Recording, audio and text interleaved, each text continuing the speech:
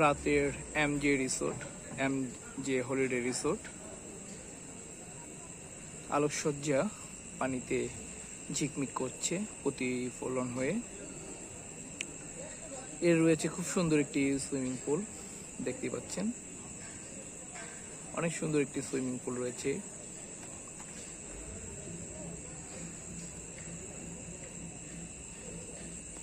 রয়েছে একটি পদ্ম পুকুর এবং বিশাল জায়গা, বড় ধরনের প্রোগ্রাম করার জন্য রয়েছে মাঠ।